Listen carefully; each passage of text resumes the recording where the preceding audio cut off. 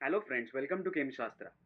In this video, we'll try to learn how to remember S block elements in a very easiest way possible. So before beginning with how to remember S block elements, let's try to understand few classification of periodic tables. If you know your periodic table is divided into 18 groups first and then it is divided into the periods. Now this horizontal columns what you have starting from hydrogen, the first group of your periodic table, beryllium is the second group of your periodic table, and at the end what you have is helium, which is going to be helium family, is going to be the 18th group of your periodic table. Now if we will consider the horizontal rows, these are going to represent the period number. So this is going to be the first period of periodic table, then this is going to be the second period of periodic table, this is going to be the third period of periodic table, and at the last what you will have francium, all these elements in a one single row represents the seventh period in your periodic table. This is a classification based on the period as well as the groups. But there is one more classification that we do in periodic table, and that is based on their block. Now that represents the valence electron enters in which particular subshell. So if it enters in S subshell, we classify it under S block element. If that valence electron is in P subshell, we represent it as a P block element. If it enters into the D subshell, we put it in a D block elements. And if it enters in a F subshell, we classify it as under F block elements. So if you consider over here your hydrogen family and beryllium family, you can consider group wise your hydrogen, then your lithium, then you have sodium, then you have potassium. All this belongs to the first group of your periodic table and they are S block elements. Then your beryllium family also belongs to the S block element. Now what you have in this side is scandium family, titanium family, vanadium family, then you have chromium family, manganese family, iron family, then you have cobalt family, nickel family, copper family, and zinc family. This all comes under D block elements. Then on this side of your periodic table, which is the extreme right of your periodic table, boron family, carbon family, nitrogen family, oxygen family, fluorine family, and last one in your inner gas elements belongs to P block element of the periodic table.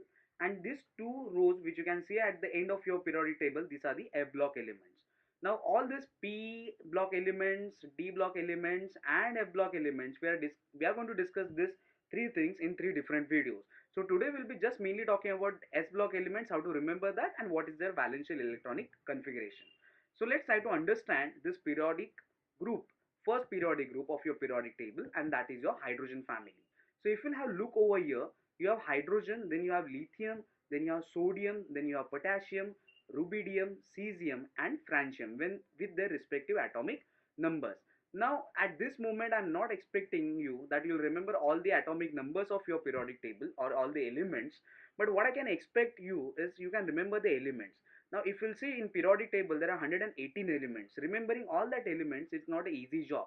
So I have come up with a mnemonic technique to do this. So it will be very funny for you as well as it will be very easy for you to remember this elements. So let's try to understand what is the sentence it tells you. It is, hey Lisa, my sentence is, hey Lisa, Nanny is keeping ruby and cash for you. Now in this your hey, you are having hydrogen, then Lisa stands for lithium, Nanny ka Na stands for sodium, keeping ka K is for potassium. From rubidium you can take R and B, that is for rubidium.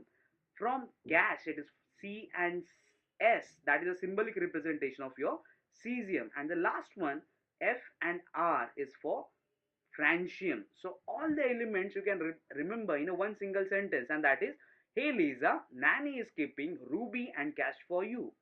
So it becomes very easy for you to remember that this is a hydrogen, then this is one, the second one is a lithium, then this is sodium, then you have is a potassium, then rubidium, cesium, and what you have is a francium.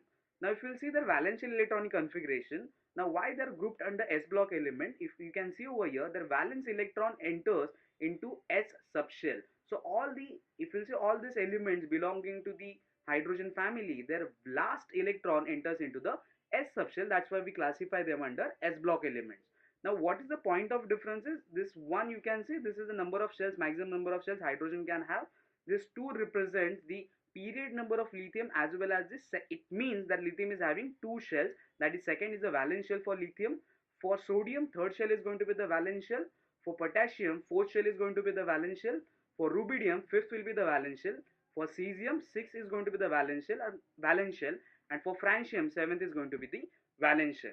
So this was about the first group of your S block, that is the hydrogen family. Now let's try to understand how you can remember the next group of your periodic table, and that is your beryllium family. Now for this, what mnemonic I have made, or the sentence what I have made is, now it may not be more logical, but it should not be logical. Okay, you have to make a fun of it, so in a funny way you can remember this.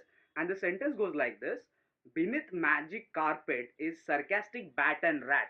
There is no logic for this sentence, but हम लोग को logic चाहिए भी नहीं. In Bollywood movies we like those movies which don't have any logic. So similarly, I can consider over here, it doesn't have any logic, it is a funny, and you can remember it very easily, and it will help you in remembering your S block element very well.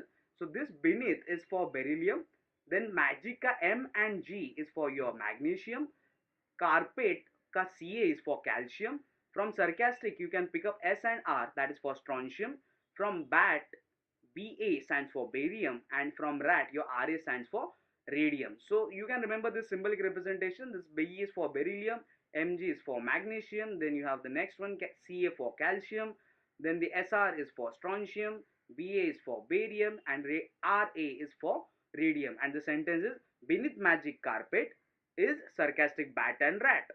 Now if we'll see the valence electronic configuration, for beryllium it is going to be 2s2, for magnesium it is going to be 3s2, for calcium it is going to be 4s2, for strontium it will be 5s2, for barium it is going to be 6s2, and for radium it is going to be 7s2. So you can see over here, in all these elements the last shell is entering into the S subshell.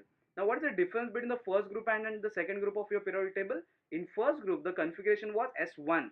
That means the last shell, the S block, was having only one electron in their subshell. But in this case, the S subshell is having two electrons in their subshell. Now again the same stuff like your first group of your periodic table. This represents the period number for beryllium, as well as it tells you how many shells beryllium is having. So for beryllium, second is the last shell. For magnesium, third is going to be the last shell. For calcium, fourth is going to be the last shell, or what you can say is a valence shell. For strontium, fifth is going to be the last shell. For barium, sixth is going to be the last shell or the valence shell. And for radium, seventh is going to be the valence shell or last shell. Now this is a very easy way how you can remember the beryllium family. Now at this point I am not expecting you to remember atomic number of all these elements. Once we are going to finish your p block element, from that your inert gas elements, I will tell you how you can arrive at the respective atomic number. But if we'll consider all the properties, if you know the valence shell electronic configuration, it is sufficient for you to answer all the different chemical behavior, or the kind of, I can say, is a different nature shown by all these elements. You can easily talk about it. Okay,